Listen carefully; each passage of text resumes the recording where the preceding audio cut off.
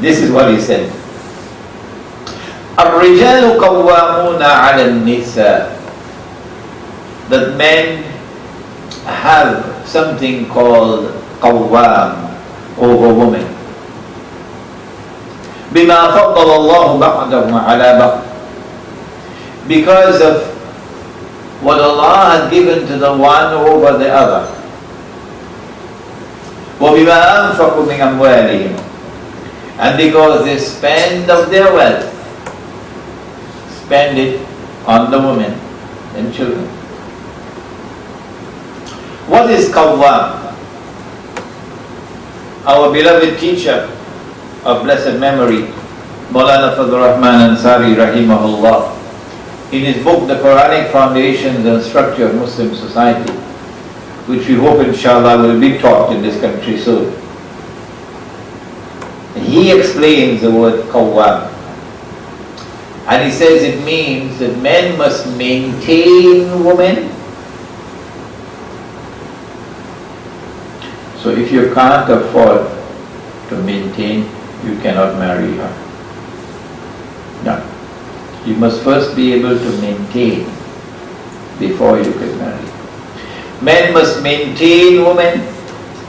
But he said that qawwam also means that men had to guard and protect women.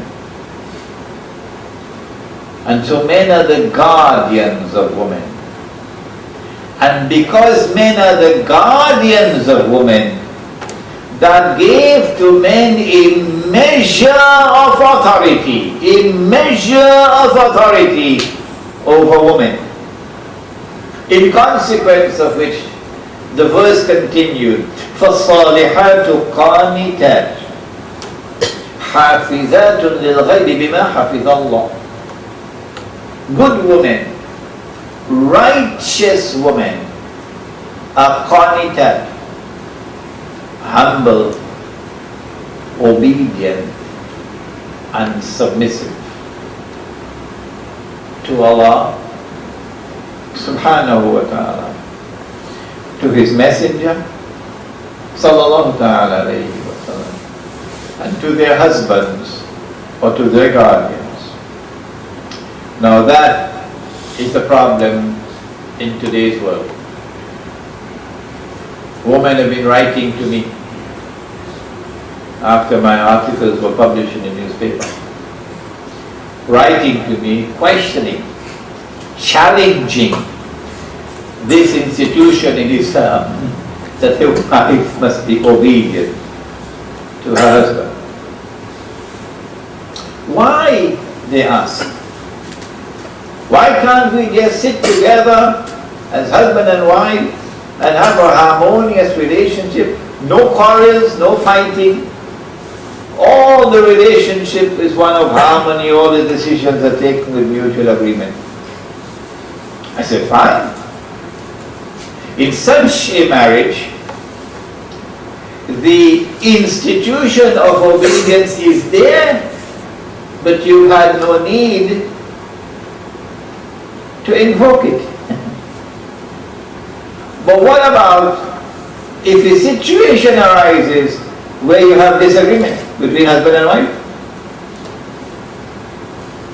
At that time, you will have to invoke the institution of obedience, to which they respond, but suppose the man ordered me to do something wrong, to which we have to reply that obedience is obligatory on a wife in all instances other than when it entails disobedience of what has come from Allah and from His Messenger. And plenty things have come from Allah and His Messenger. And so anything that a husband orders which is wrong, you will immediately be able to see the conflict with what has come from Allah and His Messenger. You don't have to obey. فَصَالِحَاتُ قَانِتَاتٌ حَافِظَاتٌ لِلْغَيْبِ بِمَا حَفِظَ اللَّهُ وَلَاتِ تَخَافُونَ نُشُوزَهُنَّ. Now when a woman, when a wife is disobedient, more than that, rebellious, recalcitrant, when you fear that this rebelliousness on her part, this persistent disobedience on her part, is taking this marriage to the rocks, is taking her on the road to hell itself, then said Allah subhanahu wa ta'ala, you got to act. The husband has to act. He has to exercise his coercive authority if the marriage is to be saved. The first thing he has to do is to give her a warning. And if that does not resolve the problem, then put her to sleep on a separate bed. And if that does not resolve the problem, then, as a last resort, and only for the purpose of saving the marriage, not for the purpose of punishing her, for the purpose of saving the marriage, which is a laudable thing, then beat her. When the ayah came down, the Prophet ﷺ made haste to explain, to interpret. وَيُعَلِّمُكُمُ الْكِتَابِ, He teaches you the book. That if you beat her, you must use something like a toothbrush, miswak. Very clearly, this is not a blow which is intended to inflict an act of brutality. No. Very clearly, this is more of a psychological blow than a physical blow. And the intention of the blow is to wake her up from that spell in which she lives. But it wouldn't work if you've been raising your hand all the time to beat you. If you never raise your hand ever, and for the first time now you raise your hand, then the possibility exists that she might, out of shock, psychological shock, she might wake up and the spell might be broken. And so he said, come back, and he revoked, rescinded, cancelled the punishment for the man. This then is the beginning of the mechanics of marriage in Islam. That a man must maintain his wife. The Messenger of Allah was 25 years of age, not yet married. We know that he wanted to marry his cousin, the daughter of Abu Talib. And we know that the marriage proposal was not accepted by his uncle. Maybe because he was not as yet firmly, economically settled. His uncle did not agree to the marriage. And so he reached the age of 25 and he was not yet married. When the opening came and he got a chance to lead the caravan of that very rich widow, Khadija radiallahu ta'ala, it was a success. He brought back big profits, and she heard such wonderful things about this man that her heart was touched and her heart was moved. And then she sent Nafisa with a proposal of marriage. And Nafisa came to him and asked him, "O Muhammad alayhi salatu wasalam, what are your plans for marriage?" "I have no plans."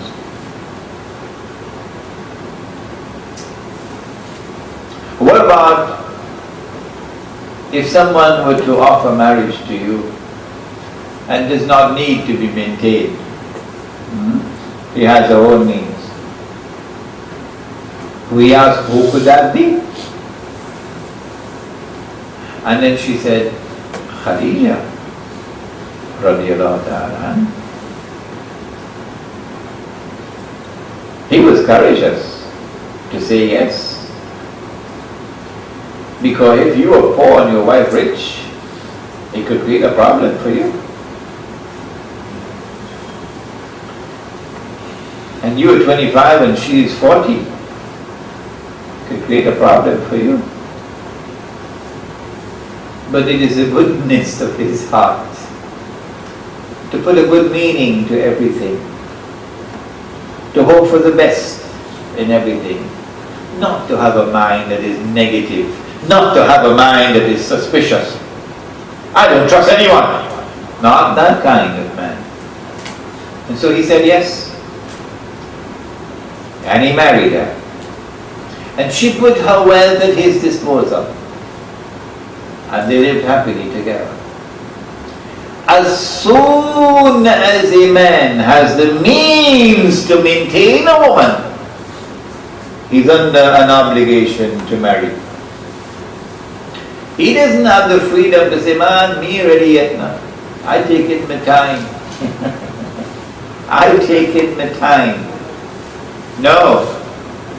He's under an obligation to marry as soon as he has the means to maintain. Why? Because Allah said it. He sent it down in Surah An-Nisa, didn't he? That men have an obligation to maintain women. So if you have the means to maintain her, and you do not marry, you'll have to answer to Allah for that. Because Allah said it in the Quran, I have sent you here to maintain women. I have sent you here to guard and protect women. Are you taking your sweet time? I have sent you here to maintain women. I have sent you here to guard and protect women. Are you taking your sweet time? You'll have to answer for that. So long as she was alive, he never took another wife. Why? Is it because he gave a preference to the institution of monogamy? That a man should have only one wife? And that is why so long as Khadija radiallahu ta'ala anha was alive, he never took another wife? Oh, that's false. That is absolute rubbish. That has no foundation whatsoever. The reason why he never took another wife, so long as she was alive, was because it was with her wealth that he was being maintained. Out of respect for that, he did not have wealth of his own. It was her wealth with which he was being maintained. You cannot take another wife in that situation.